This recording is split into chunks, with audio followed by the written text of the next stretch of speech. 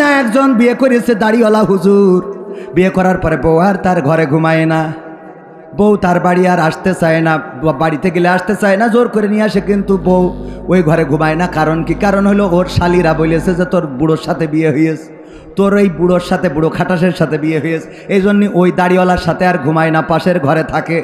চোর চুরি করার জন্য শিং কেটেছে যেই ঘরে বউ থাকে, ওই ঘরে যা ছিল আলনার মধ্যে আইলা শাইলা পাইলা সোনা দানা গয়না গাটি টাকা পয়সা এলইডি সিডি ভিসিডি সব গুছাই নিয়ে চলে গেছে। যাওয়ার পরে যখন সব নিয়ে চলে গেছে, যাওয়ার পরে আর ঘরে কিছু বাকি নেই, ওই সময় এসে শুয়েছে ওই স্বামীর কাছে। ওই সময় কি করি? স্বামী তো মনে করছে যাক আমার বউ ভালো হয়ে গেছে। কেন? কারণ কি?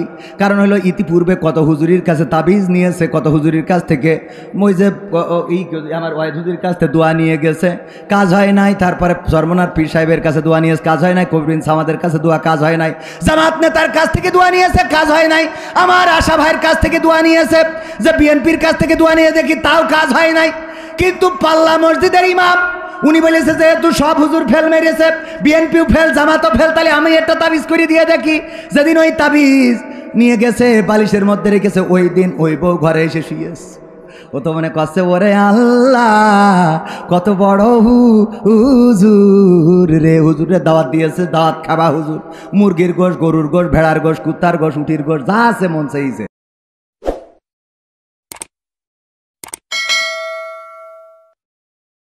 যেই মাদ্রাসার চেয়ারে বসে কথা বলছি, এই মাদ্রাসার চেয়ারে বসতে এখনো ভয় পায়, হুজুরদের সামনে এখনো চেয়ারে বসতে ইতস্ততা বোধ করি। আর সেই সকল উস্তাদদের সামনে বসে বেয়াদবের মতো কথা বলা, আল্লাহ আমাকে ক্ষমা করুন। উপস্থিত আছেন আমার সামনে দিনদার ইমানদার মুসলমান ভাই বাবাজিরা, আমার যুবক, কিশোর, তরুণ, আগামী দিনের কাণ্ডারি যারা, যাদের বিনিময়ে, যাদের রক্তের বিনিময়ে, যাদের মিছিলের বিনিময়ে, যাদের রাজপথে সংগ্রামের বিনিময়ে আমরা 5ই আগস্টে দ্বিতীয় স্বাধীনতা পেয়েছি, এমন কিছু তরুণ, কিশোর, যুবক আমার সামনে উপস্থিত রয়েছেন। পর্দার অন্তরালে রত্নাগর্ভা মা এবং বোনেরা, মাইকের আওয়াজ যারা শুনছেন, আনুষ্ঠানিকভাবে সালাম জানাচ্ছি, আসসালামু আলাইকুম রহমতুল্লাহি ওয়া বারাকাতুহু।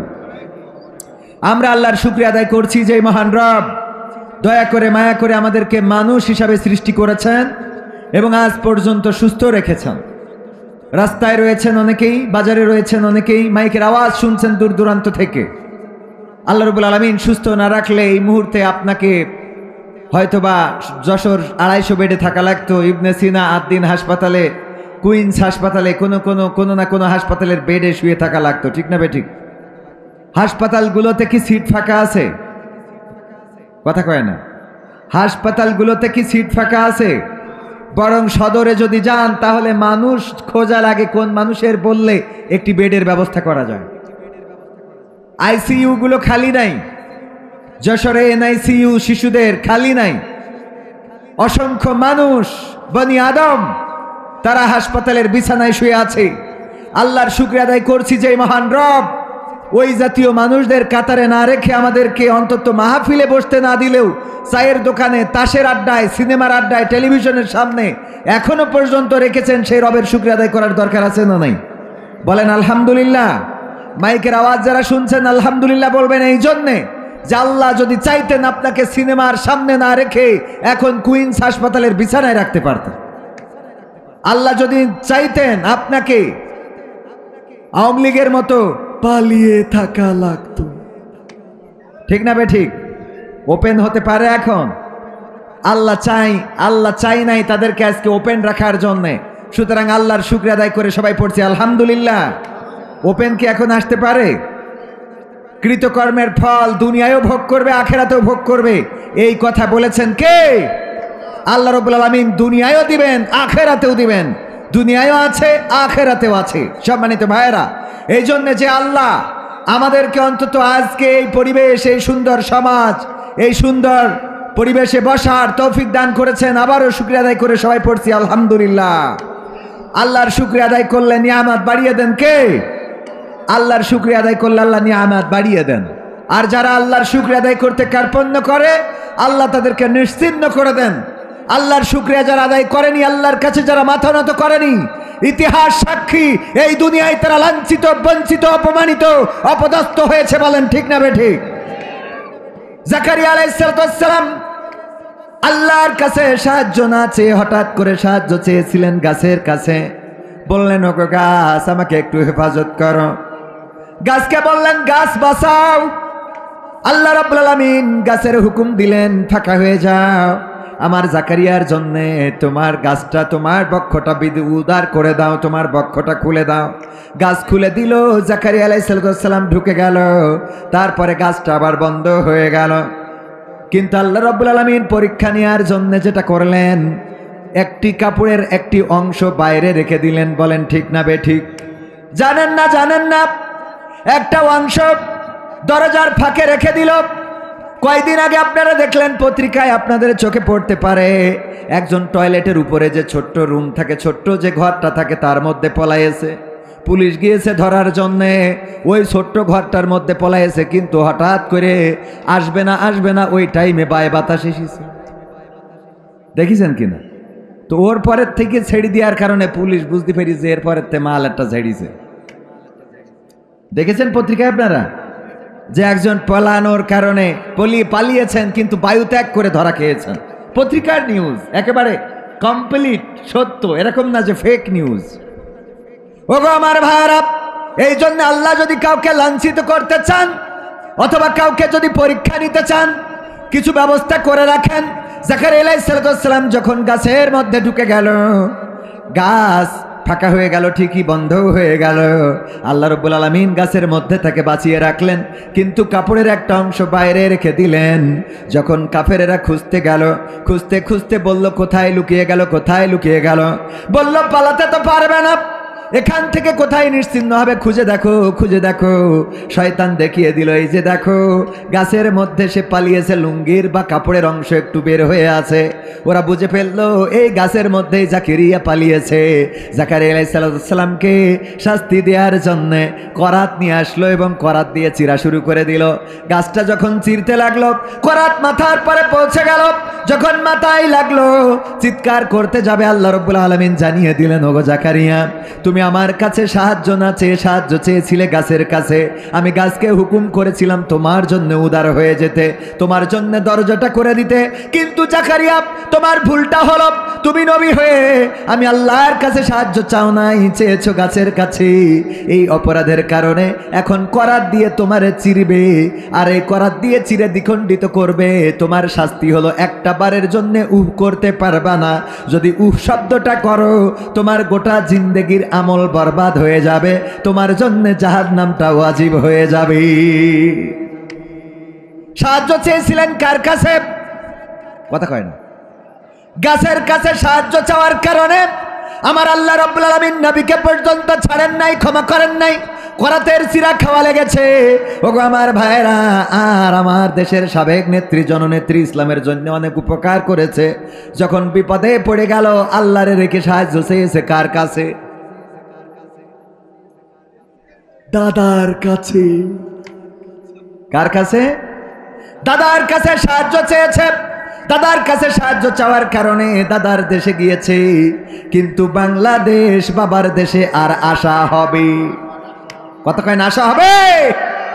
হ্যাঁ, আসতে পারবে যদি এই বাংলাদেশে যারা শাসন ক্ষমতা গ্রহণ করবে তারা যদি তার চেয়ে জালিম হয়ে যায়, তাইলে আসতে পারে না? পারে না। কারণ ক্ষমতার মালিক কে? আল্লাহ। কাউকে ক্ষমতা দেন, আবার আল্লাহ কারো থেকে ক্ষমতা কেড়ে নেন। আল্লাহ যাকে চান তাকে সম্মানিত করেন। তুইজ্জু মান তাশাউ ওয়া তুযিল্লু মান তাশা। আমার আল্লাহ বলেছেন, আমি যাকে চাই তাকে সম্মানিত করি, আর যাকে চাই তাকে অপমানিত, অপদস্থ করি। বলেন আল্লাহু আকবার। আল্লাহ যাকে চায় তাকে সম্মানিত করে।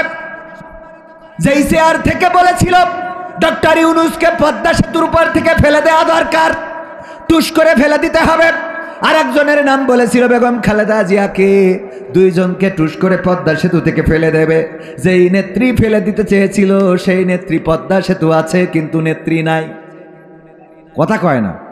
আর যারে ফেলে দিতে চেয়েছিল সেই এখন সেই চেয়ারে, যেই চেয়ার থেকে ফেলতে চেয়েছিল।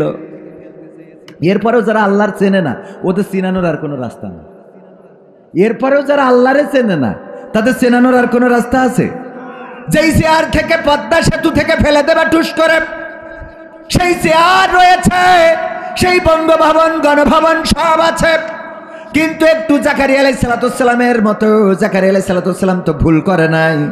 জাকারিয়া আলাইহিস সালামের মাথার পরে যখন করাত লাগলো, তখন বলল চুপ থাকতে হবে, কোনো উহ শব্দ করা যাবে না। চিরা খেলো কিন্তু উহ করে নাই, বিনিময়ে আল্লাহ ক্ষমা করে জান্নাত দিয়েছেন। আর আমার নেত্রী যখন ওই পারে গিয়েছে, সবাই বলল ওই পারে থাকুক কিন্তু চুপ থাকুক। কিসের চুপ? ওই পার থেকে বলে টুস করে ঢুকে পড়বো, কথা কয় না। বলল রাস্তায় নামো, আর বিনিময়ে ধানমন্ডি শেষ। 32 নম্বর, কথা কয় না।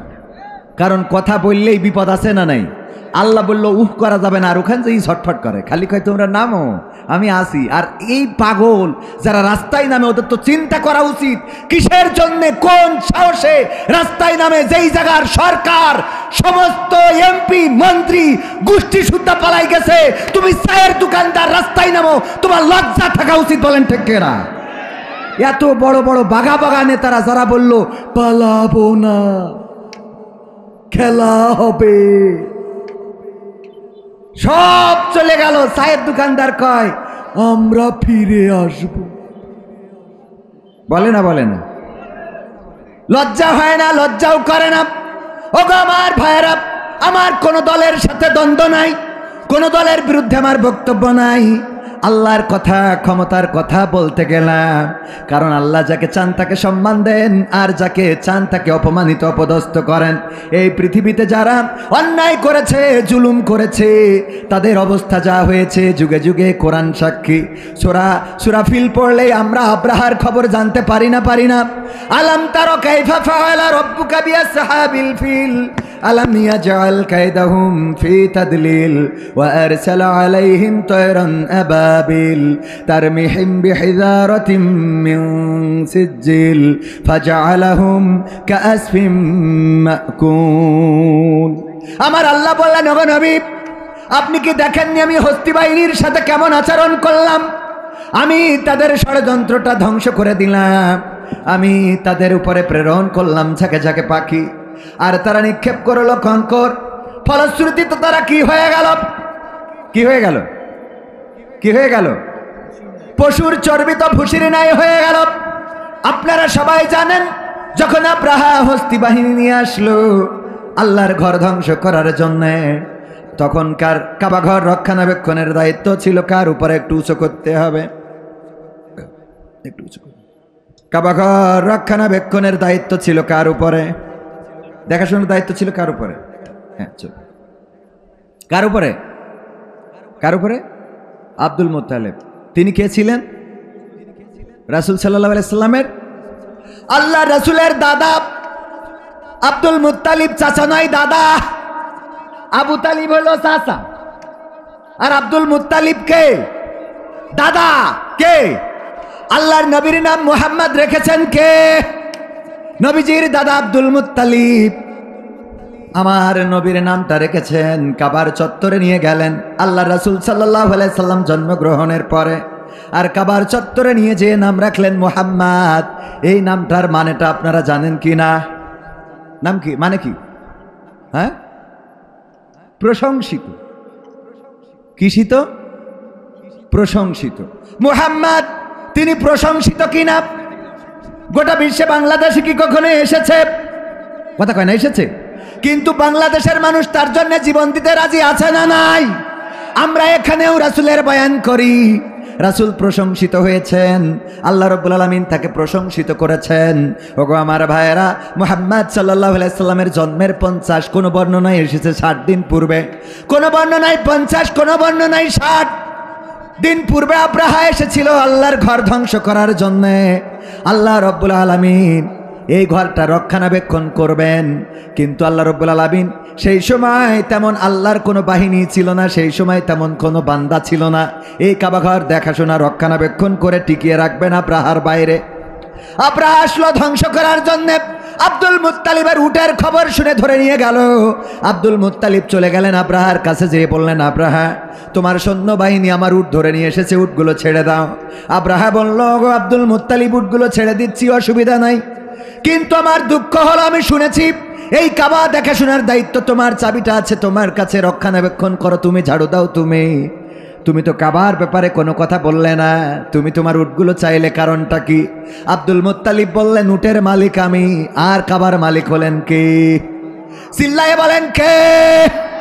কাবার মালিক হলেন আল্লাহ, আর উটের মালিক আমি, আমার উটটা আমি ছাড়িয়ে নিতে এসেছি, আর কাবার মালিক হলেন আল্লাহ। আল্লাহ রাব্বুল আলামিন যদি চান তাইলে কাবা ঘরটা তোমার থেকে ছাড়িয়ে নিবেন। আব্দুল মুত্তালিব কাবার দরজায় গেলেন, দরজায় হাত লাগিয়ে, এখনো যারা মক্কায় মদিনায় যান তারা একটু কাবার দরজার কাছে যেয়ে হাত লাগিয়ে প্রার্থনা করার সুযোগ খোঁজেন। ওই কাবার দরজায় দাঁড়ালেন, আর আব্দুল মুত্তালিব হাত দিয়ে ফরিয়াদ করলেন, ওগো রব, এই কাবা ঘর রক্ষণাবেক্ষণ করার মতো সক্ষমতা আমার নাই। আব্রাহা এসেছে হস্তি বাহিনী নিয়ে, তার সৈন্যবাহিনী, তার পদাতিক বাহিনী, তার ঘোড়া বাহিনী সব নিয়ে এসেছে। সবচেয়ে বড় ছিল যেটা, সেটা হস্তি, হাতি। আল্লাহ, আমি তার সামনে দাঁড়াবো তেমন সক্ষমতা আমার নাই। তুমি যদি চাও তাইলে তোমার ঘর তুমি রক্ষা করতে পারো। ওগো আল্লাহ, তোমার ঘর প্রয়োজন যদি থাকে তুমি রক্ষণাবেক্ষণ করো। আল্লাহ রাব্বুল আলামিন সেই ঘর রক্ষণাবেক্ষণ করেছেন, বলেন সুবহানাল্লাহ। এই জন্য আল্লাহর ক্ষমতার অস্তিত্ব আগে আপনাদের জানতে হবে, আমাদের জানতে হবে। আল্লাহ কি পারেন। বর্তমান দুনিয়ায় 41 সাল পর্যন্ত থাকতে চেয়েছিল শেখ হাসিনা সরকার, আলেমদেরকে ধরেছে, মেরেছে, নির্যাতন করেছে, এমন কোন ভালো মানুষ নাই যার নামে মামলা নাই, ঠিক না বেটে? একবার আমাদের এক হুজুর বললেন, আমি চা খাওয়ার জন্য, আমাদের বলল, কিছু লোক বলল, চলেন আলহাজের চায়ের দোকান থেকে চা খেয়ে আসি। আমি গেলাম, যাওয়ার পরে চায়ের দোকানদারের দেখে বুঝলাম যে এই লোক তো আলহাজ হইতে পারে না। আলহাজ তো হবে হযরত মাওলানা আব্দুল মজিদ আল আজাদ সাহেব, চেহারা সুন্দর, টাকাও আছে, পয়সাও আছে, যশোরে থাকে, উনার টাকা আছে, উনি আলহাজ হবে। চায়ের দোকানদার কি করে আলহাজ হয়? চেহারাও ভালো না, ঠোঁটের অবস্থা খারাপ, এরকম আছে না নাই? বক্তা যে জিজ্ঞাসা করলেন, আলহাজ এটা কি তোমার দোকান? হ্যাঁ। তুমি কি করে আলহাজ হইলা? হজ করেছো কত সালে? কয় হুজুর বিয়াদবি, মাফ করবেন, আমি আলহাজ না, হজও করি নাই, হজ করার মতো টাকা নাই। তাইলে তোমার এই দোকানের নাম আলহাজ হইল কেমনে যে আলহাজের চায়ের দোকান? চায়ের দোকানদার কয়, হুজুর আল্লাহর কসম করে বলি আমি আলহাজ না, তবে আমি একটা কথা বলতে পারি, আমি হলাম জেল হজ। কি হজ? কি করে জেল হজ? হুজুর আমি ফ্যান্সি ডিলের ব্যবসা করতাম, গাঞ্জার ব্যবসা করতাম। কিসের ব্যবসা?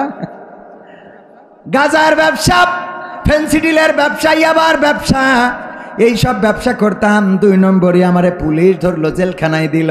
জেলে এসে দেখি, ওরে আল্লাহ, আমি ছাড়া আর ভালো মানুষ একটাও নেই, সব দাড়িওয়ালা, টুপিওয়ালা, পাঞ্জাবিওয়ালা, জুব্বাওয়ালা, মাওলানা মুফতি, জামাতের আমির, বিএনপির নেতা, কথা কয় না, সব জেলখানায়, শুধু আমি একমাত্র ভালো মানুষ, বাকি সব অপরাধী। জিজ্ঞেস করি, আমার মামলা তো একটা, আর যার জিজ্ঞেস করি কয় 32টা, 36টা, 72টা, 73টা, এত বড় বড় পাপী।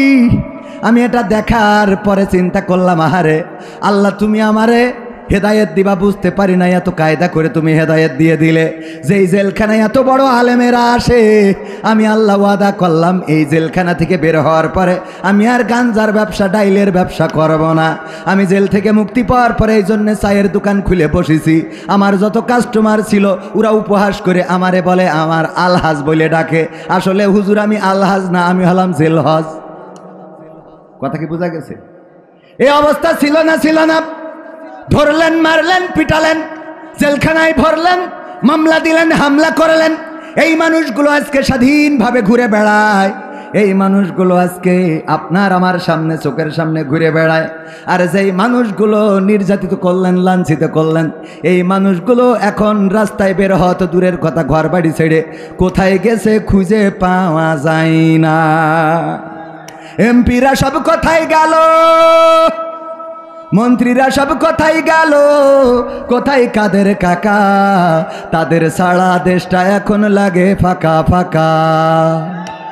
পালাবো না, পালাবে না, পালাবে না, যাই না তবু দেখা, পালাবে না, পালাবে না, যাই না তবু দেখা, তাদের সারা দেশটা এখন লাগে ফাঁকা ফাঁকা, ওদের সারা দেশটা এখন লাগে ফাঁকা ফাঁকা। আইন মন্ত্রী আটকে গেল আইনেরই ফাঁকে, দাড়ি ছাড়া দরবেশের ভণ্ড ভণ্ড লাগে। আইন মন্ত্রী আটকে গেল আইনেরই ফাঁকে, দাড়ি ছাড়া দরবেশের ভণ্ড ভণ্ড লাগে। শুনছি কত নেতা নেত্রী খাইতেছে ভাই ডান্ডা, বিচারপতি কালামানিকের ফাটিয়েছে আন্ডা। পলকের ঝলক গেল, পলকের ঝলক গেল থামিয়ে নেটের চাকা, তাদের সারা দেশটা এখন লাগে ফাঁকা ফাঁকা, ওদের সারা দেশটা এখন লাগে ফাঁকা ফাঁকা। কই গেল সেই সংসদেতে মমতাজের গান, কোথায় গেল হজরত বলা স্বামী মুসলমান, কই গেল সেই সংসদেতে মমতাজের গান, কোথায় গেল হজরত বলা স্বামী মুসলমান। ইনু মেনন দীপুমণি আছে কারাগারে, বাপ করিলেও পাপ কখনো ছাড়ে কি আর তারে। কোথায় গেল স্পিকারের, কোথায় গেল স্পিকারের দৃষ্টি আঁকা বাঁকা, তাদের সারা দেশটা এখন লাগে ফাঁকা ফাঁকা, ওদের সারা দেশটা এখন লাগে ফাঁকা ফাঁকা। কোথায় গেল আরাফা তার ব্যারিস্টার সুমন, কথা বলার সময় তারা করেনি ওজন। মুরগি কবির খাইছে ধরা, জাফর কোথায় আছে, গোপনে কি সেও গেল মোদি দাদুর কাছে। কোথায় গেল এ সালমের, কোথায় গেল এ সালমের কাড়ি কাড়ি টাকা, তাদের সারা দেশটা এখন লাগে ফাঁকা। লাগে না, লাগে না। আমরা রমজানের মাস চলে গেল, কুমড়া দিয়ে বেগুনি ভাজা যায় এটা শিখতে পারলাম না। আগেই শিখাইয়ে গিয়েছে কেমন করে কুমড়া দিয়ে বেগুনি বানানো যায়, কেমন করে কাঁচামরিচ শুকিয়ে রেখে বর্ষাকালে আবার ভিজাইলে যাতা হয়ে যায়, কেমন করে আপনার কাঁঠাল দিয়ে বার্গার বানানো যায়। আমার দাদারা বলল আমাদের আর পেঁয়াজ দেবে না। আমার দাদারা আবার বলে জয় শঙ্কর কি বলল, তারা নাকি আমাদের দেশের সবচেয়ে বেশি শুভাকাঙ্ক্ষী, কল্যাণকামী নাকি দাদারা, কথা কয় না। কয়দিন আগে জয়শঙ্কর 2 দিন আগে বলেছে এই বাংলাদেশের কল্যাণ যারা চাই সবচেয়ে বেশি চাই ভারত। বলেন নাউজুবিল্লাহ। ওরাই আমাদের এত কল্যাণ চাই যে বর্ডারে গেলেই আমাদের দেশের মানুষগুলোকে পাখির মতো গুলি করে হত্যা করে। বলেন ঠিক না বেঠিক? আমাদের দেশের মানুষগুলোকে পাখির মতো গুলি করে শুধু হত্যা করে না, তারা এতটাই গুলি চালায় যে এই যে কয়েকদিন আগে কোন বর্ডারে যেন দেখলাম ওরা আমাদের দেশের নাগরিক মনে করে গুলি করেছে, পরে লুঙ্গি খুলে দেখে কাটা। কি কাটা? কাটা মানে নিজেদেরটা নিজে মেরে দিয়েছে। কারণ এত মারা মারে রে যে কোনটা নিজের কোনটা পরের বুঝতে পারে না। আমাদের এত শুভাকাঙ্ক্ষী যে আমাদের দেশের উন্নয়নে যার এত ভূমিকা, পদ্মা সেতু, মেট্রো রেল, যেই নেত্রী বানাই দিল এক্সপ্রেসওয়ে, এলিভেটেড হয়ে, তারপরে যে টানেল বানালো, রাস্তা পাকা করে দিল, ঘরে ঘরে চাকরি দিল, 10 টাকা চাউল খাওয়াইলো, কুমড়ো দিয়ে বেগুনি বানানো শিখালো, আমাদেরকে পেঁয়াজ ছাড়া রান্না শিখালো, বার্গার বানানো শিখালো কাঁঠাল দিয়ে, গোশতের অভাব পূরণ করা কাঁঠাল দিয়ে শিখাই দিল। এত উন্নয়ন উন্নয়ন উন্নয়ন, সেই নেত্রীরে ওরা নিয়ে যেয়ে আমাদের দেশ মারিয়ে দেশ। কথা কয় না? এটা কি ওরা যদি আমাদের শুভাকাঙ্ক্ষী হইতো তাহলে এত উন্নয়ন যে করিতেছে তার কি ওই দেশে নিয়ে যাইতো? আবার আমার ডক্টর ইউনূস বলল আমাদের ওইটা লাগবে, তাও দিতে চাই না। কথা কয় না? ডক্টর ইউনূস বলল তোরা সব বন্ধ করে দিছিস, অসুবিধা নাই, আমাদের ভিসা দিস নে, অসুবিধা নাই। ভিসা বন্ধ করে দিলি, এম্বাসিগুলো বন্ধ হয়ে গেল, অসুবিধা নাই। আমাদের বর্ডার বন্ধ করে দিলি, অসুবিধা নাই। পেঁয়াজ বন্ধ করলি, অসুবিধা নাই। বললি গরু দেব না, অসুবিধা নাই। বললি আলু দেব না, মোদির আলু আমাদের দরকার নাই। তোরা বললি ট্রানজিট শিপমেন্ট দেব না, বন্ধ করে দিলে আমাদের ট্রাকের ফ্রান্সে যাবে যেই মালামালগুলো, সেইগুলো আবার ফেরত আনা লাগলো। সব বন্ধ করে দিলারে, কিন্তু আমাদের দেশের উন্নয়নে যার ভূমিকা, সেই নেত্রী আমাকে লাগবে, সালাম তা দিবি নে কেন? কথা কয় না। আমি কি রাজনীতির কথা বলছি? ওয়াইদা কুরিয়াল কুরআনু ফাসতামিউ লাহু ওয়া আনসিতু লাআল্লাকুম তুরহামুন। আল্লাহু আকবার জোরে বলা যাবে না? আল্লাহর নাম নিতে যাদের কার্পণ্য বোধ হয়, মৃত্যুর পরে প্রথম যেই শব্দটা উচ্চারণ করা লাগবে, সেই শব্দটা শেখ হাসিনা নয়, বঙ্গবন্ধু নয়, জিয়াউর রহমান নয়, খালেদা জিয়া নয়, ডক্টর শফিকুর রহমান নয়, ডক্টর ইউনুস নয়। সেই নামটা কি? বলবে মান রব্বুকা, তোমার রবকে। ওই দিন যদি বলেন আমার রব জাতির পিতা বঙ্গবন্ধু শেখ মুজিবুর রহমান হবে নাকি? জিয়াউর রহমান হবে নাকি? ডক্টর শফিকুর রহমান হবে নাকি? জামাতের নেতার নাম বললে ছেড়ে দেবে না? ছাড়বে না। সরমানের পীর সাহেবের নাম বললে ছেড়ে দেবে না? দেবে না। ওই দিন যেই নামটা বলা লাগবে, সেইটা কার নাম? চিল্লাইয়ে বলেন, কার নাম? আল্লাহ বললেন ফাযকুরুনি আযকুরকুম ওয়াশকুরুলি ওয়ালা তাকফুরুন। যখন তোমরা যদি আমাকে স্মরণ করো, আমিও তোমাদেরকে স্মরণ করব। আর আমার নিয়ামত খেয়ে তোমরা অকৃতজ্ঞ হইও না। কিন্তু আমরা মানুষ এতটাই অকৃতজ্ঞ, যে আল্লাহ আমাদের হাত দিলেন, পা দিলেন, চোখ দিলেন, কথা বলার শক্তি দিলেন, যে আল্লাহ আমাদের কান দিলেন শোনার জন্যে, চোখ দিলেন দেখার জন্যে, হাত দিলেন ধরার জন্যে, পা দিলেন চলার জন্যে। আল্লাহ রাব্বুল আলামিন আমাদের স্ত্রী দিলেন সুখের জন্যে, সন্তান দিলেন প্রশান্তির জন্যে, আমাদের গাছে গাছে পাখি দিলেন চোখের শান্তির জন্যে, নদীর পানি দিলেন আমাদের আত্মার প্রশান্তির জন্যে, গাছে গাছে ফল দিলেন। এই খেজুর গাছগুলোর রসগুলো খান। যখন খেজুর গাছের মাথা কাটেন, কেমন সুস্বাদু রসটা বের হয়ে আসে, কেমন মেশিন আল্লাহ করে দিলেন। ওই ভুই যেখানে আপনি এই যে ইরি ধানের ক্ষেতের কাছে খেজুর গাছ, ওখানেই দাঁড়ানো নারকেল গাছ, ওখানেই দাঁড়ানো কলা গাছ, ওখানেই দাঁড়ানো তাল গাছ, বেল গাছ, ওখানেই দাঁড়ানো লিচু গাছ। আল্লাহ রাব্বুল আলামিন দেখেন শুধুমাত্র পানি শোষণ করে, আর খেজুর গাছের মধ্যে কি এমন দিয়ে দিলেন, কপাল দিয়ে যখন ওই পানিটা বের করে, ভাড় কি ভাড়, ওইটা মিষ্টি রস হয়ে আপনার জন্য আপনার রিজিক হয়ে চলে আসে। ওইটা জ্বালাইলে আবার গুড় হয়, তারপরে পাটালি হয়। সবাই জোরে জোরে বলেন সুবহানাল্লাহ। চিন্তা কি করেছেন কখনো? এই পানিটা চুষে নিল আপনার মশালোর পানি, আপনার ডিপটি বয়েলের পানি, খেজুরের রই শিকড় দিয়ে চলে গেল, গাছের মধ্য দিয়ে বের হইল, আর সেটা রস হয়ে গেল, জ্বালাইলে আবার গুড় হয়, পাটালি হয়। আমার আল্লাহ কত সুন্দর করে আপনার জন্য এমন রিজিকের ব্যবস্থা করলেন। যখন পৃথিবীর কোথাও পানি নাই, এক ফোঁটা পানির জন্য হাহাকার, তখন আপনি নারকেল গাছ থেকে 2টা ডাব পারলেন।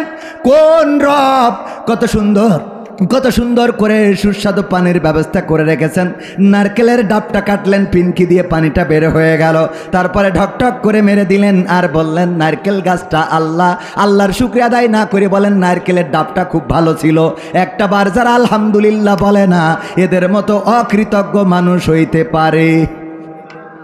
আপনি না চাইতে স্ত্রী আপনার একটা বিবি দিয়েছে আল্লাহ রাব্বুল আলামিন, যেই বউয়ের কাছে আপনি আত্মিক প্রশান্তি খুঁজে পান। না চাইতে আল্লাহ সন্তান দিল, যেই সন্তান বাবা বলে ডাকলে আপনার কলিজাটা জুড়িয়ে যায়। কথা কয় না? যার সন্তান নাই সেই বোঝে সন্তান না থাকার কত যন্ত্রণা।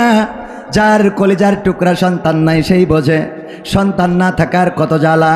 একটু বাবা ডাক শোনার জন্য কত পীর, কত ডাক্তার, কত ফকির, কত পরহেজগারের কাছে যায়, কত তাবিজ দেয়। আমার ওয়াহেদ হুজুরের কাছে আসা, হুজুর গো দেখেন কোনো কেউ বন্ধ করে রেখেছে কিনা, আমার তো এতটা বছর বিয়ে হয়ে গেল সন্তান হয় না। যে আল্লাহ না চাইতেই আপনার সন্তান দিল, আপনাকে বাবা বাবা বাবা বলে ডাক দেয়, আপনার স্ত্রীকে মা মা বলে ডাক দেয়, আপনার মাকে দাদি দাদি বলে ডাক দেয়, আপনার বাবাকে দাদা দাদা বলে ডাক দেয়। এত সুন্দর সন্তান আল্লাহ না চাইতে দিল, সেই আল্লাহর শুকরিয়া আদায় করে না। বন্ধুরে বলে দোস্ত এক কান লাঠি পয়দা করেছি, মিষ্টি খাতি আসিস। কি পয়দা করিস? আবার নতুন করে এখন যদি জিজ্ঞাসা করা হয় দোস্ত বিয়ে করেছো কিনা, কয় 3 বছর হলো। আগের সময় যদি জিজ্ঞাসা করা হতো ভাই বিয়ে করেছেন কত বছর, 5 বছর, সন্তান আদি আছে নাকি, কয় আল্লাহর মাল 2টা দিয়েস।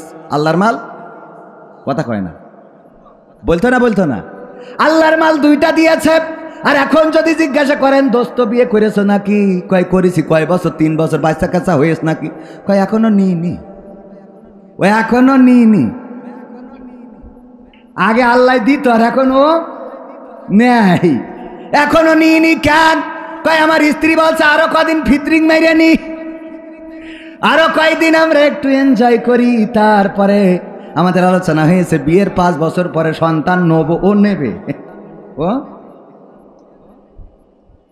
আর যদি কারোর হয়, যদি জিজ্ঞাসা করেন কয়টা, 2টা, আর চিন্তা আছে। আর ও এখন বলে না যে আল্লাহ কি আর দেবে নাকি, এইটা বলে না, কয় আর চিন্তা আছে নাকি, মানে ও চিন্তা করলে হবে, কথা কয় না। আসলে কি ওর চিন্তায় সন্তান হয়?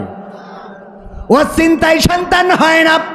তাই যদি হতো তাইলে নিঃসন্তানী যারা আছে তারা কত আল্লাহরে ডাকে, কত চিৎকার চেঁচামেচি করে, কত ফকির, কত আউলিয়ার কাছে যায়, কত ডাক্তারের কাছে। আমার আল্লাহ কোরআনে বলে দিয়েছেন, ওগোবান দ্বারা শুনে নাও, আমি যাকে চাই তাকে সন্তান দান করি, যাকে চাই তাকে কন্যা সন্তান দিই, যাকে চাই তাকে ছেলে সন্তান দিই, যাকে চাই তাকে ছেলেও দিই, মেয়েও দিই। আর আমি আল্লাহ যাকে চাই তাকে কোনো সন্তানই দিই না। বারবার সন্তান হয়, মেয়ে হয়, এমন অনেক মানুষ আছে না নাই? মেয়ে হওয়ার কারণে স্ত্রীর পরে নির্যাতন করে। ওগো আমার বেগম সাহেব, এবার যদি তোমার মেয়ে হয় তাইলে আমার নিকে কেউ ঠেকাতে পারবে না, আছে না নাই? ও নিকে করবে। বারবার কেন মেয়ে হয়, বারবার কেন মেয়ে হয়? আমার আব্বা একটা ঘটনা বলতেন, একবার একজন ব্যক্তির একটা করে 3টা 4টা মেয়ে হয়ে গেছে। প্রতিবার মেয়ে হইলেই নির্যাতন করে স্ত্রীকে। ওগো স্ত্রী, এবার গর্ভের সন্তানটা যেন ছেলে হয়, কিন্তু ছেলে এবং মেয়ে বানানোর দায়িত্ব কার? চিল্লায় বলেন কার? আল্লাহ রাব্বুল আলামিন যাকে চান তাকে ছেলে দেন, যাকে চান তাকে মেয়ে দেন। 4 নম্বর সন্তান যখন গর্ভে বলল যে এবার যদি ছেলে না হয় তাইলে তোমার কিন্তু আমার সাথে সংসার করা হবে না, বাড়ি থেকে বের করে দেব। আল্লাহর কাছে কাটাকাটি করলো, গরব আমার তো ক্ষমতা নাই, আমি একটা ছেলে বানিয়ে দেব। গর্ভের সন্তান তুমিই দিয়েছ, তুমি চাইলে ছেলে বা মেয়ে দিতে পারো। আমার স্বামী তো বারবার ছেলের প্রত্যাশা করে, আল্লাহ তুমি যেটা কল্যাণকর মনে করো সেটা দিয়ে দাও। আল্লাহ রাব্বুল আলামিন ওই সন্তানটাও মেয়ে দিয়েছেন। পুরুষটার রাগ আরো বেড়ে গেল, নির্যাতন করলো, নিষ্পেষণ করলো, আবার গর্ভবতী 5ম নম্বর, আবার নির্যাতন শুরু করে দিল। যদি এবার ছেলে না হয় তাইলে কিন্তু এইবার খেলা ফাইনাল, তোমার বলো শেখ হাসিনার সাথে দাদার দেশে পাঠাই দেব। ওই নারী চিন্তা করলো, আল্লাহ সারা জীবন বিএনপি জামাত করে আসলাম, এখন আবার শেখ হাসিনার সাথে দাদার দেশে, আল্লাহ তুমি একটু হেফাজত করো। 5ম নম্বর সন্তান ও মেয়ে। এবার মিজাজ আরো আমাকে সেই সাইদ ভাইয়ের মতো মাথা খারাপ হয়ে যাবে না? মানে মেয়ে হয়েছে, বাড়ি মাঠে নাঙল ষষ্ঠী গেছে, যে ইতে মা বলছে যে খুকা নে ভাত নিয়ে বয়, তো ভাত খাচ্ছে, বলছে ভাত খাতি খাতি বলে রাগ করতে হয় না বাজান, আল্লাহ তোর এবারও একখান জান্নাত দিয়েস। তো ভাতের গামলা ছেলিতে তো জান্নাতের গোষ্ঠী খিলাই আমি, জান্নাত নিয়ে আইসিস আমারই কেনে, বোঝেননি? 5 নম্বর মেয়ে, মিজাজ আরো খারাপ হয়ে গেল, নির্যাতনের স্টিম রোলার। 6 নম্বর গর্ভে আবার সন্তান, 6 নম্বর সন্তান গর্ভে, সেটাও মেয়ে। এবার একেবারে সব নেটওয়ার্ক হারাই গেছে, একেবারে যেন পাগলের মতো দেউলিয়া হয়ে গেছে। তুমি আমারে কি করলা? একে একে 6টা সন্তান তুমি আমার মেয়ে সন্তান জন্ম দিলা। আবার মহিলা গর্ভবতী হয়েছে, 7 নম্বর গর্ভে সন্তান। আল্লাহর কাছে তাহাজ্জুদ পড়ে কাঁদে, ও গরব আর তো পারি না, নির্যাতনের কত সহ্য করবো গরব, তুমি দয়া করে একটা পথ করে দাও আমার, আমি তো আমার স্বামীর নির্যাতন সহ্য করতে পারি না। আল্লাহ রাব্বুল আলামিন গভীর রাতে ওই স্বামীকে স্বপ্ন দেখালেন। স্বামী স্বপ্ন দেখেন বিচারের দিন চলে এসেছে, হাসরের ময়দান, হাসরের মাঠে দাঁড়ানো, বিচার ফয়সালা হয়ে গেছে, তার জন্য জাহান্নাম বরাদ্দ হয়ে গেছে। জাহান্নামে নিয়ে যাচ্ছে টানতে টানতে ফেরেশতারা। যখন প্রথম জাহান্নামের দরজায় গিয়েছে, যে দেখে সেই দরজায় বড় মেয়েটা দাঁড়ানো। বড় মেয়ে দাঁড়িয়ে আছে, দুটি হাত পেতে দিয়ে বলে, আমার বাবাকে আমি এই দরজা দিয়ে জান্নাতে প্রবেশ করতে দেব না। যেই বাবা আমার দিনের পর দিন কষ্ট করে মানুষ বানিয়েছে, লেখাপড়া শিখিয়েছে, আমার আহার যোগান দিয়েছে, সেই বাবাকে আমি এই জাহান্নামে ঢুকতে দেব না। দ্বিতীয় দরজায় যখন নিয়ে গিয়েছে, মেজে মেয়ে দাঁড়ানো। তৃতীয় দরজায় সেজে মেয়ে এমনিভাবে একটা একটা একটা একটা করে দরজা। 6 নম্বর দরজায় দেখে ছোট মেয়েটা দাঁড়ানো, বলে আমার বাবাকে এই জাহান্নামে ঢুকতে দেব না। যখন 7 নম্বর দরজায় নিয়ে গিয়েছে, তখন ওই 7 নম্বর দরজায় আর কেউ নাই। অমনি ধাক্কা দিয়ে জাহান্নামের মধ্যে ফেলে দিয়েছে। ঘুমের মধ্যে ঘুম ভেঙে গেছে, চিৎকার করে স্ত্রীকে উঠে বলে, ওগো স্ত্রী, তোমার কাছে আর কোনো চাওয়া নাই, আর কোনো দাবি নাই। তোমার কাছে দাবি হলো গর্ভের সন্তানটা এবারও যেন মেয়ে হয়ে যাই। মেয়ে দেওয়ার মালিককে, ছেলে দেওয়ার মালিককে। আল্লাহ যাকে চান তাকে ছেলে সন্তান দেন, যাকে চান তাকে মেয়ে সন্তান দেন, যাকে চান শুধুই ছেলে দেন, যাকে চান শুধুই মেয়ে দেন, আর যাকে চান তাকে কিছুই দেন না। আল্লাহ এত নিয়ামত আমাদের দিয়েছেন, এরপরেও যারা আল্লাহর শুকরিয়া আদায় করতে পারে না, এরপরেও যারা আল্লাহর নামটা উচ্চারণ করতে কার্পণ্য হয়, ওগো আমার ভাইয়েরা, ওই পরকালের ময়দানে যখন বলবে মান রব্বুকা, তখন কেমন করে বলবেন রব্বি আল্লাহ? বলা যাবে? ওয়াইযা কুরিয়াল কুরআনু ফাসতামিউ লাহু ওয়া আনসিতু লাআল্লাকুম তুরহামুন। যখন তোমাদের সামনে কোরআন পড়া হয়, কোরআন বলা হয়, যখন তোমাদের সামনে কোরআন থেকে তেলাওয়াত করা হয়, তখন তোমরা চুপ থাকবে আর তোমাদের হৃদয়ের কান দিয়ে শুনবে, যাতে করে তোমাদের উপরে আল্লাহর রহমত বর্ষণ হতে পারে। বলেন সুবহানাল্লাহ। কথাটা কার আছে? কোথায়? এই কোরআনে আল্লাহ বলে দিয়েছেন, যখন কোরআন পড়বে, কোরআন বলবে, কোরআন শোনাবে, তখন তোমরা তোমাদের হৃদয়ের কান দিয়ে শুনবে, যেন আল্লাহর রহমত বর্ষণ হতে পারে। সেই আল্লাহর রহমত যদি পাইতে হয়, তাইলে কোরআন চুপ থেকে শোনার দরকার আছে না নাই? হাটে লোক বেশি না কম? আমি মাগরিবের নামাজ পড়ে আসলাম, আমাদের মোটরসাইকেলটাই পার করা যায় না রে। আমার যুবকেরা, তরুণেরা, কিশোরেরা রাস্তায় ঘুরে বেড়ায়, আড্ডা দিয়ে বেড়ায়। ওগো আমার ভাইয়েরা, আমার আল্লাহ পরকালের ময়দানে আপনার হাতে কিতাব ধরাই দেবেন, বলবেন ইকরা কিতাবাকা কাফা বিনাফসিকা আল-ইয়াওমা আলাইকা হাসিবা। পড়ো তোমার কিতাব, তুমি পড়ে তোমার হিসাব করে দাও।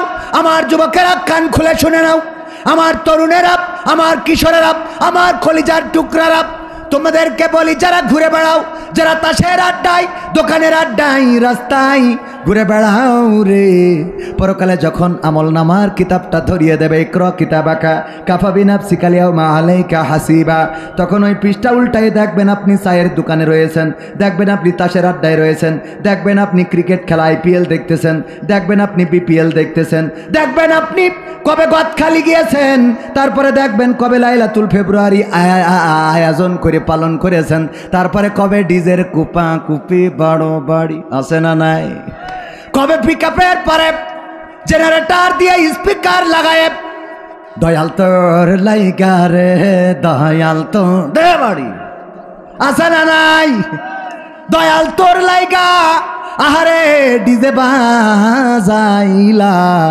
সবগুলো আমল নামায় পাওয়া যাবে ওই পরকালের ময়দানে। এই আমল নামার খাতা থেকে ফামাইয়ামাল মিসকালা যাররাতিন খায়রান ইয়ারা ওয়া মাইয়ামাল মিসকালা যাররাতিন শাররান ইয়ারা। যাররা পরিমাণ ভালো কাজ সেটাও দেখিয়ে দিবেন কি, আর যাররা পরিমাণ খারাপ কাজ ওইটা দেখাবে না। কথা কয় না, ওটাও দেখানো হবে। আমার স্ত্রী আমার থেকে কোনটা লুকায়, আর আমি আমার স্ত্রী থেকে কোনটা লুকাই, সেটাও পরকালে প্রকাশ হয়ে যাবে রে। আমার স্ত্রী অনেক কিছু আছে আমার থেকে লুকানোর চেষ্টা করে, মনে করে এইটা যদি না জানে রে তাইলে ভালো হবে, কিন্তু দেখা গেল আমি জেনে যাই। এরপরেও লুকানো আছে না নাই? আবার আমার স্ত্রী থেকে আমি অনেক কিছু লুকাতে চাই, সেইগুলো আবার আমার স্ত্রীও জেনে যেতে পারে, তারপরেও আছে না নাই? সব প্রকাশ করে দিবেন কে? যারা পরিমাণ ভালো কাজ সেটাও দেখাবেন, যারা পরিমাণ খারাপ কাজ সেটাও দেখাবেন। সব পরকালের ময়দানে প্রকাশ হয়ে যাবে। ওগো আমার ভাইয়েরা, ওই পরকালের ময়দানে আজকের এই মাহফিলে যারা এসেছেন, বসেছেন। আল্লাহ রাব্বুল আলামিন চাইলে এই মাহফিলটার ওসিলায় জীবনের গুনাহ খাতাগুলো মাফ করে দিতে পারেন। আপনার যদি বলার সুযোগ দেয়, বান্দা বলো দেখি তোমার আমলনামায় কোনো ভালো কাজ আছে নাকি? পৃষ্ঠা উল্টাইতে উল্টাইতে উল্টাইতে গাঁজা টানা, বিড়ি টানা, ফেন্সি খাওয়া, ইয়াবার ট্যাবলেট গিলা, সব কিছুর মধ্যে মাহফিলটাও পাওয়া যাবে না? যাবে না? খারাপ কাজ যেমন থাকবে, ভালো কাজও থাকবে। যদি আল্লাহ সুযোগ দেয়, বান্দা পাইছো নাকি, পৃষ্ঠাটা উল্টায় বলবেন আল্লাহ 12 এপ্রিল 2025 সাল, দেখো এই সালে আমি পাল্লা মুকাবতলা দাখিল মাদ্রাসায় বসেছিলাম কোরআন শোনার জন্যে। ওগো আল্লাহ, যদি চাও, তোমার ওই নবী বলেছে এটা রিয়াজুল জান্নাত, যেই জান্নাতের বাগানে বসে আমি তোমার বাণীগুলো শুনেছি। আল্লাহ, এই ওসিলায় জীবনের গুনাহ খাতা মাফ করে দিতে পারো। আমার আল্লাহর এত দয়া, এত মায়া রে, এই মাহফিলের ওসিলায় গোটা জীবন জিন্দেগির গুনাহ ক্ষমা করে দিতে পারি। আল্লাহর এই ক্ষমতা আছে না নাই? আল্লাহর নবী বলছেন, বুখারী শরীফের বর্ণনা, বিশ্ব নবী বলছেন, ওগো সাহাবীরা শুনে নাও, বনি ইসরাইলদের একজন তার সন্তানদেরকে ওসিয়াত করলো, সন্তানেরা আমি মারা যাওয়ার পরে আমার লাশটা পুড়াবাব, তারপরে ছাই বানাবাব, তারপরে বিকট ঝড়ের দিনে উড়াইয়া দিবা। আল্লাহর নবী বলেন, ওগো আমার সাহাবীরা শুনে নাও, লোকটি মারা যাওয়ার পরে তার সন্তান ওই লাশটারে পুড়াইলো, ছাই বানাইলো, তারপরে উড়াইয়া দিল। এখন আল্লাহর বানাতে পারল না। ও পারে? হ্যাঁ, কি আল্লাহ বানাইতে পারে না? পারে না। আল্লাহ রাব্বুল আলামিন বললেন, কুন হও, ফায়াকুন, হয়ে গেল। আল্লাযী খালাকাল মাউতা ওয়াল হায়াতা লিয়াবলুয়াকুম আইয়ুকুম আহসানু আমালা ওয়া হুয়াল আজিজুল গফুর। আমার আল্লাহ সূরা মুলকের 2 নম্বর আয়াতে বললেন, তিনি সৃষ্টি করেছেন মৃত্যু এবং তিনি সৃষ্টি করেছেন জীবন, আর মাঝখানে একটা হায়াত দিয়ে দিয়েছেন, সময় দিয়েছেন, একটু দেখতে চাই আমলের প্রতিযোগিতায় কে এগিয়ে থাকেন। আর আমার আল্লাহ হলেন পরম পরাক্রমশালী এবং ক্ষমাশীল। আল্লাহ পরাক্রমশালী মানে ধরবে, পাকড়াও করবে, আবার ক্ষমাও করবে। এই এখতিয়ার আছে কার? আল্লাহর ধরার ক্ষমতাও আছে, ছাড়ার ক্ষমতাও। নমরুদ বলল, আমি তো আল্লাহ। ইব্রাহিম বলল, কি করে আল্লাহ হও? কয়, তুমি যে আল্লাহর কথা বলো, সে আল্লাহর ক্ষমতা কি? কয়, আল্লাহর ক্ষমতা হইল তিনি মারেন, আবার তিনি বাঁচান, চাইলে মারতেও পারেন, বাঁচাতেও পারেন। কথা কয় না, ঠিক না বে ঠিক? বলল, তিনি তো এমন রব যিনি চাইলে মারতেও পারেন, বাঁচাতেও পারেন। নমরুদ বলছে, 2 জন কয়েদি ধরে নিয়ে আয়।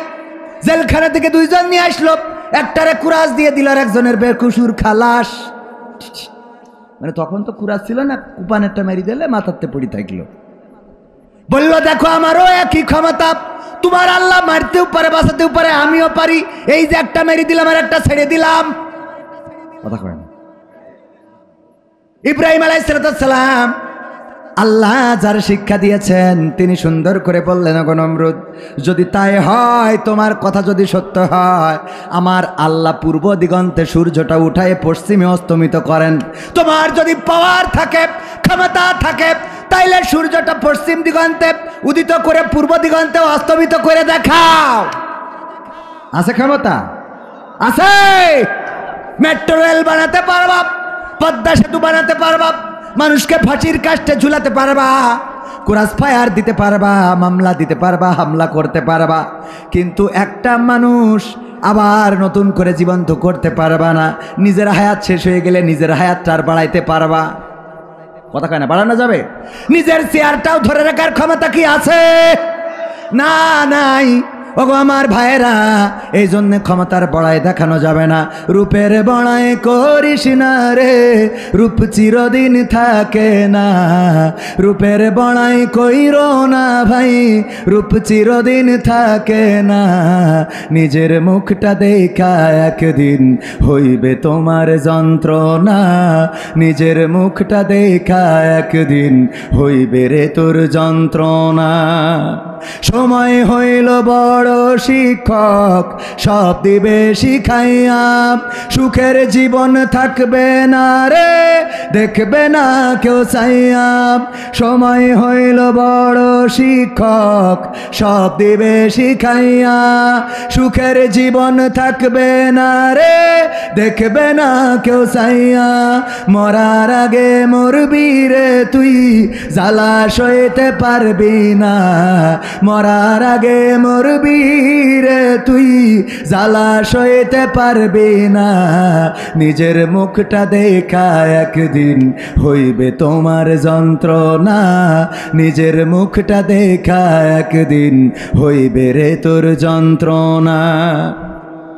কিসের এত বড়াই তোমার মাটির দেহ লইয়া, ময়রা দেখো পোকামাকড় শেষ করবে সব খাইয়া। কিসের এত বড়াই তোমার মাটির দেহ লইয়া, ময়রা দেখো পোকামাকড় শেষ করবে সব খাইয়া। এই দুনিয়া ছাড়তে হবে অহংকার আর কইরো না, এই দুনিয়া ছাড়তে হবে অহংকার আর কইরো না। নিজের মুখটা দেখা একদিন হইবে তোমার যন্ত্রণা, নিজের মুখটা দেখা একদিন হইবে রে তোর যন্ত্রণা। ক্ষমতার বড়াই কইরো না ভাই, সে আর চিরদিন থাকে না। পাওয়ারের বড়াই কইরো না বোন, সে আর চিরদিন থাকে না। নিজের চেয়ার দেখা একদিন হইবে তোমার যন্ত্রণা, নিজের চেয়ার দেখা একদিন হইবে তোমার যন্ত্রণা। ঠিক না বেঠে? নিজের চেয়ারটা দেখে একদিন যন্ত্রণা হবে। কবির বিন সামাদ কোরআনের ময়দানে আলোচনা করে, ইসলামের পক্ষে কথা বলে। হঠাৎ করে যদি দাড়িটা শেষে ফেলে, কালকে কেউ আর স্টেজে উঠতে দেবে নাকি? না, দেবে না। কোনো কারণে যদি দাড়িটা কেটে ফেলে, কালকে মাহফিল হবে কোথায় জানেন কি না? কোথায়? ছুটিপুর বাজার, ঠিকানা তানজিমুল কোরআন ক্যাডেট মাদ্রাসার হিফজুল কোরআন বিভাগের উদ্বোধন উপলক্ষে তাফসির মাহফিল। মাওলানা গোলাম রব্বানী আসবেন প্রধান বক্তা, যুক্তিবাদী সাহেব, বিশেষ বক্তা আব্দুল সালাম যুক্তিবাদী। এই মাহফিল হবে আগামীকালকে। আজকে যদি কোনো কারণে দাড়ি কাটি, ওই মাদ্রাসাটা আমার, মাহফিলটাও আমি ব্যক্তিগতভাবে আয়োজন করেছি। ওই মাহফিলেও আমার ওয়াজ করতে দেবে নাকি কেউ? নিজের মাহফিলেও কথা বলতে দেবে না, শুধু কি না থাকার কারণে, দাড়ি না থাকার কারণে। এবার ওই স্টেজটা দেখে, মঞ্চটা দেখে, চেয়ারটা দেখে কষ্ট হইতে পারে না, পারে না। শুধুমাত্র আল্লাহর নবীর একটা হুকুম, আল্লাহর নবীর বড় সুন্নাহ, দাড়ি কেটে ফেলার কারণে যদি স্টেজের চেয়ারে জায়গা না হয়, আল্লাহর হুকুম নামাজ অমান্য করেন, কোরআন পড়েন না, হাদিস পড়েন না, যাকাত দেন না, দান করেন না, সাদাকা করেন না, বলেন দেখি রে পরকালের ময়দানে বুঝি কষ্ট থাকবে না রে? নিজের দেখি কি দেখি কষ্ট হবে? যখন দেখবেন পাগলটা, যেই পাগলটা ভালো বুঝতো না, নিজের আলটাও নিজে ঠিক রাখতে পারে না, নিজের গরু নিজে চিনতে পারে না, টাকার নোটটাও বোঝে না, কোনটা 500 টাকা, কোনটা 1000 টাকা, কোনটা জাল টাকা, কোনটা ভালো টাকা। কিন্তু এই পাগলটা 5 ওয়াক্ত মসজিদে আসে, নামাজ পড়ে, ফজরের নামাজ, জহরের নামাজ, আসরের নামাজ, মাগরিবের নামাজ, ইশার নামাজ সব আদায় করে, মাহফিলে আসে, কোরআন শোনে, কোরআন মানে, কোরআন জানে, হাদিস মানে।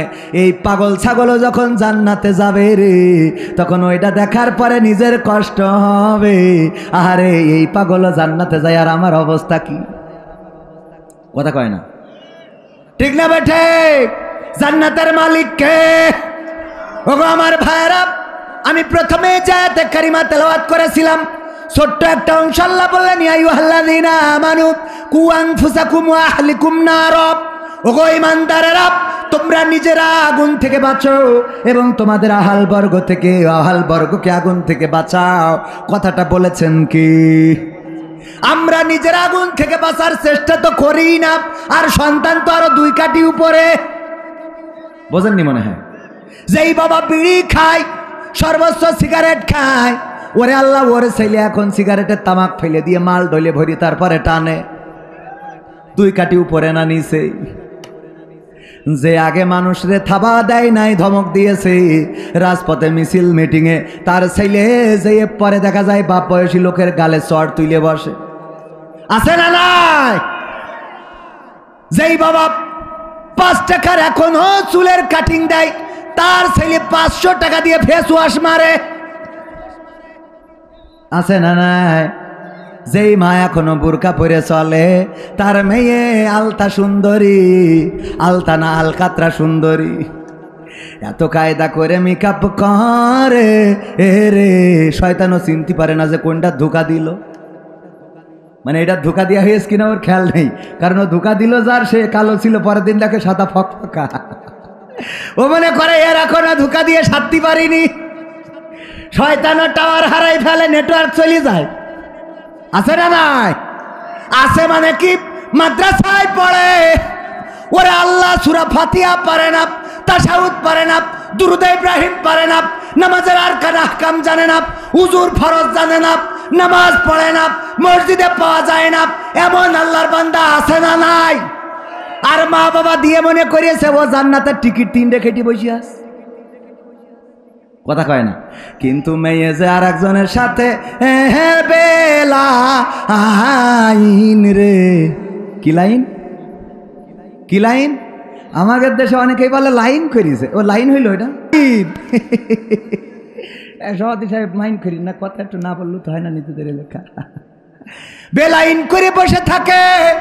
ওগো আমার ভাইয়েরা, এই জন্য আল্লাহ বলেছেন ইয়া আইয়ুহাল্লাযীনা আমানু কু আনফুসাকুম ওয়া আহলিকুম নার।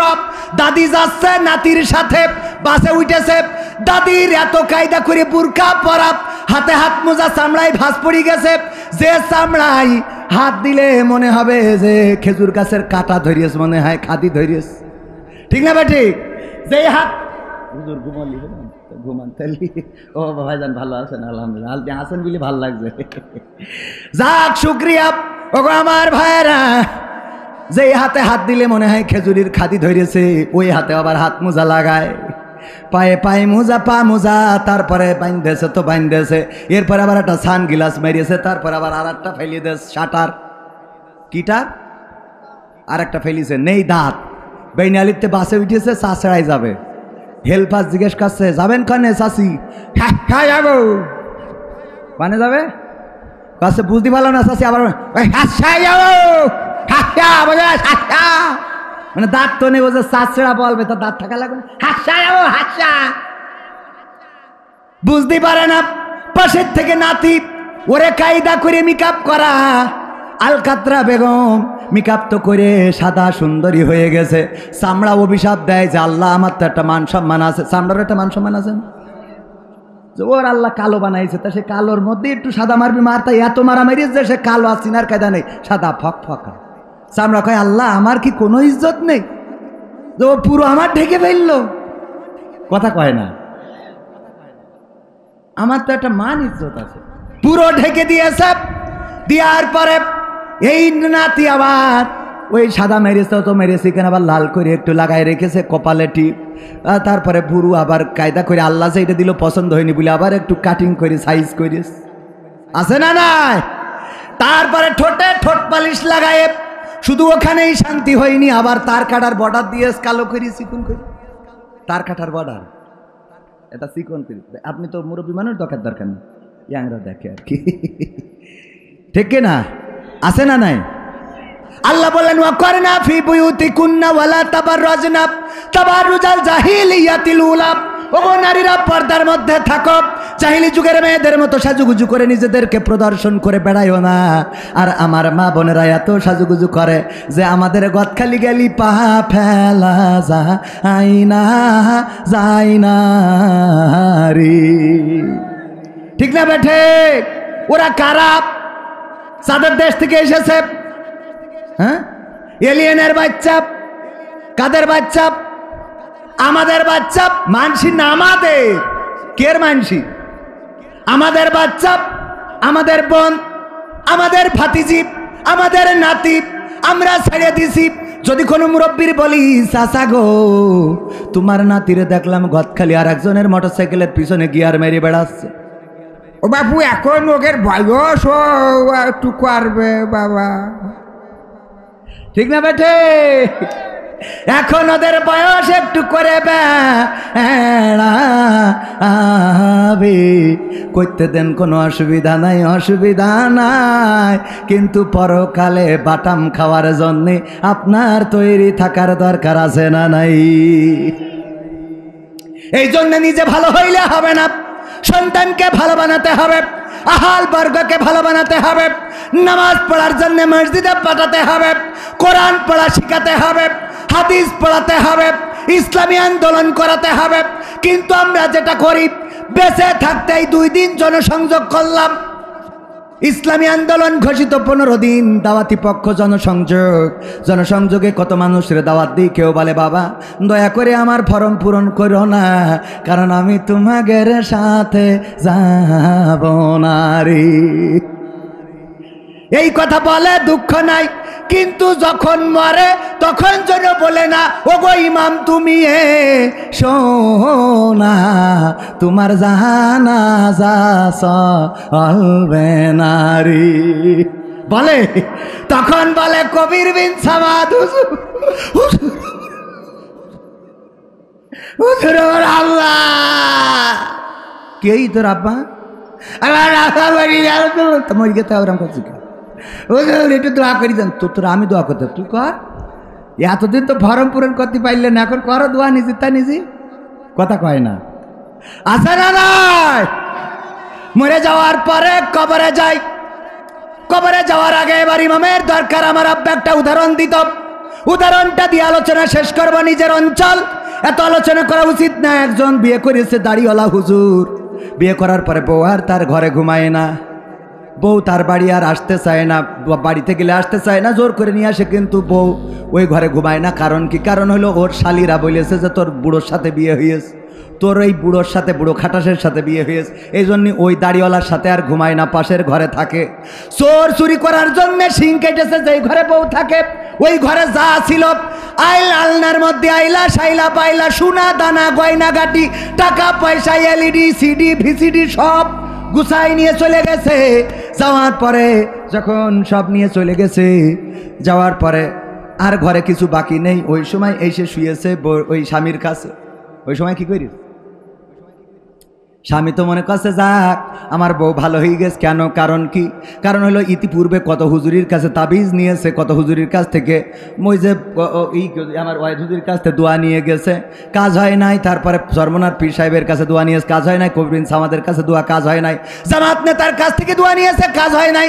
আমার আশা ভাইয়ের কাছ থেকে দোয়া নিয়েছে, যে বিএনপির কাছ থেকে দোয়া নিয়ে দেখি, তাও কাজ হয় নাই।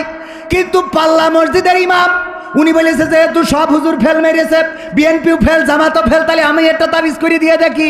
যেদিন ওই তাবিজ নিয়ে গেছে বালিশের মধ্যে রেখেছে, ওই দিন ওই বউ ঘরে এসে শুয়েছে। ও তো মনে করছে ওরে আল্লাহ কত বড় হুজুর রে, হুজুরের দাওয়াত দিয়েছে, দাওয়াত খাবা হুজুর। মুরগির গোশ, গরুর গোশ, ভেড়ার গোশ, কুত্তার গোশ, উটির গোশ, যা আছে মন চাইছে, শোল মাছ, বয়েল মাছ, ইলিশ মাছ, পাঙাশ মাছ, খাটাস মাছ, যত মাছ আছে সব এনে স্ত্রীর কয় রান্না করো। কেন? কয় আমি হুজুরির দাওয়াত করতে আইছি। কোন হুজুরি? পাল্লার হুজুরির। কয় পাল্লার হুজুরি এত খাওয়াইতে হবে কেন? কারণ আছে, খাওয়াতে তো হবে। কি কারণ? কয় বলা যাবে না, তুমি রান্না করো না বললি রানবো না।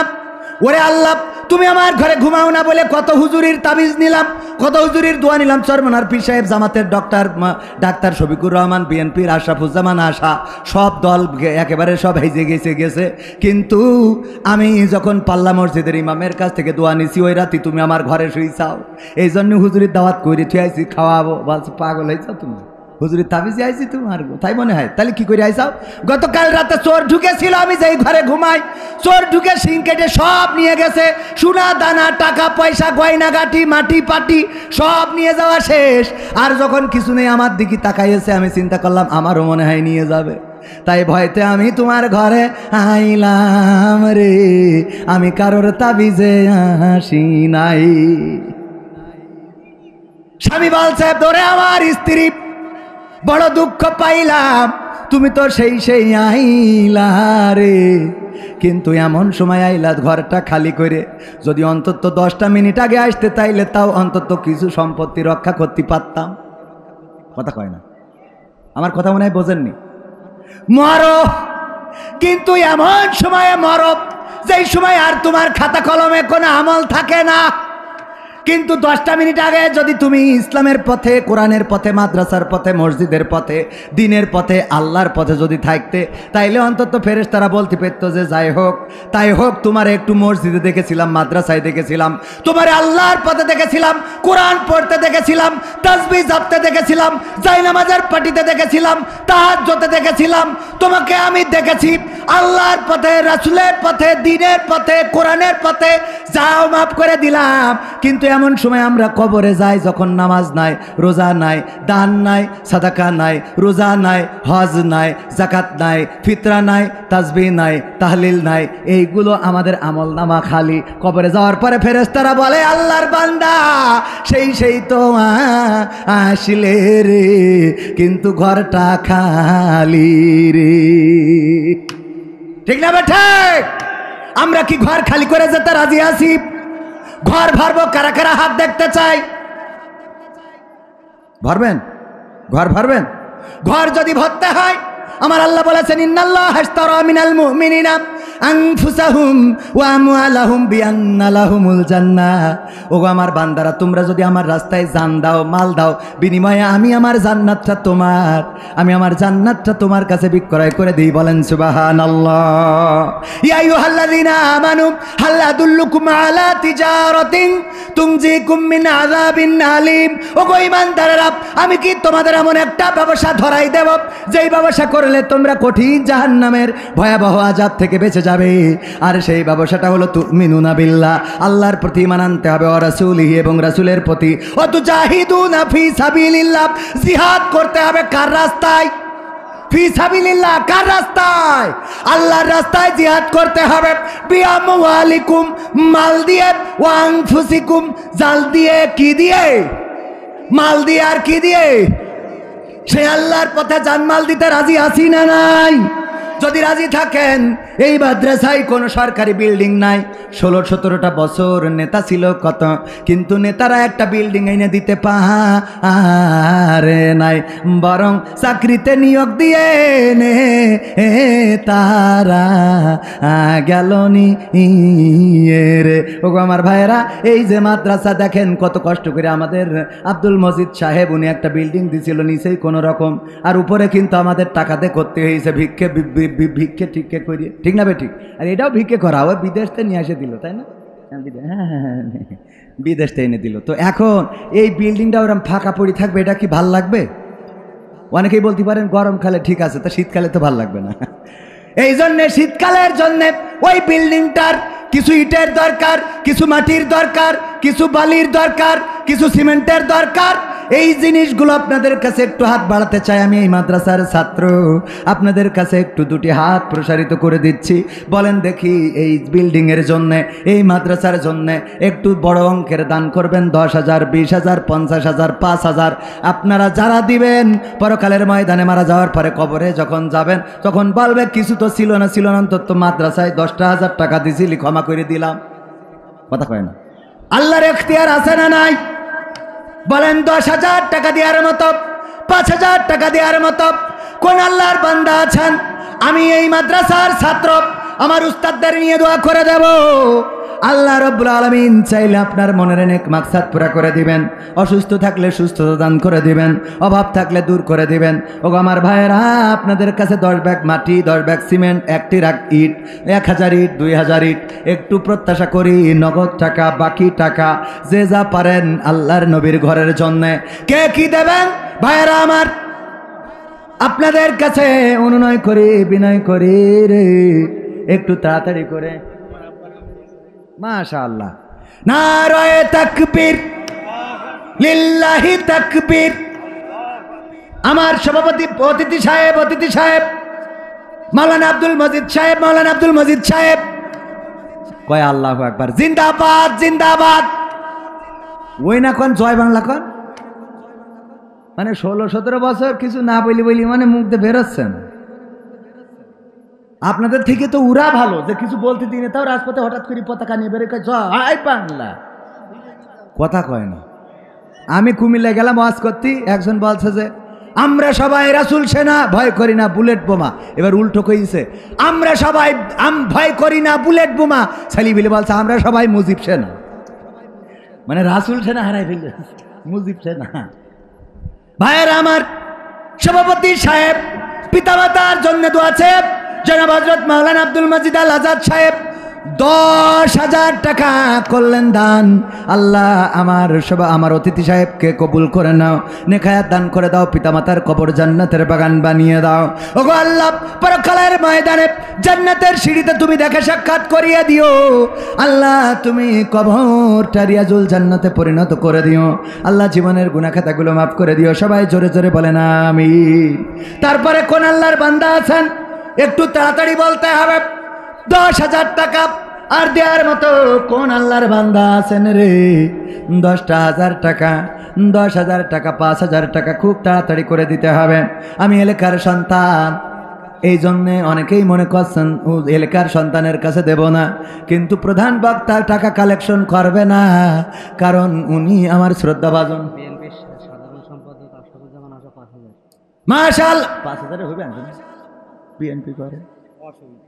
এখন তো লাইন ভালো না, লাইন তো ভালো আপনারা। এখানে প্রজেক্ট দিয়ে দিয়েছে 4 লাখ